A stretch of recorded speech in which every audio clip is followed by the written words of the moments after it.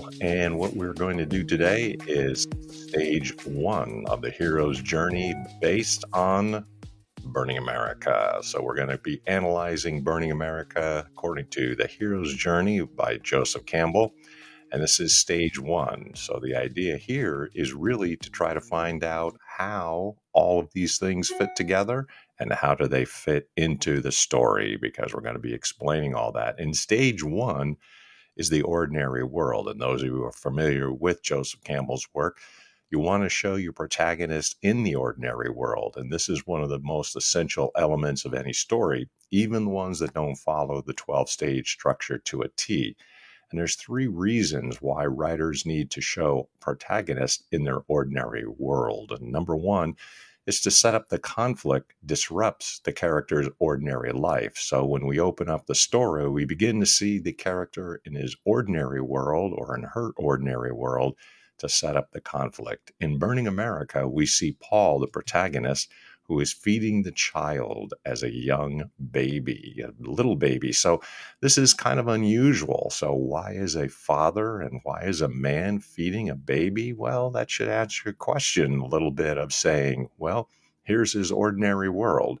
So that's step number one. In step number two, we foreshadow the story to come. The ordinary world at the beginning of a story offers the writer a chance to foreshadow events to come, plant plot and character devices that pay off later within the story, and even allows for the opportunity to present themes and metaphors that will be explored within the narrative. So in all kinds of stories, we see this. And for Paul, the protagonist, it begins to show what's going to come. Things are not going to be ordinary, and there's a lot of conflict in Burning America. And then last but not least, the third point is to create catharsis and empathy. Today's cinematic interpretation of catharsis can be translated as the feeling we feel after the resolution of the story and the protagonist's overall journey. If the story opens up in the middle of a conflict and we're introduced to the protagonist in the midst of dealing with that conflict, we have no context of who they are and where they came from. So when that conflict is resolved, the reader or audience doesn't have a feeling that the story has been a cathartic resolution. We've only witnessed a character dealing with a conflict. It could be entertaining to watch conflict, and all kinds of things are, but we really want to have that ability to experience catharsis.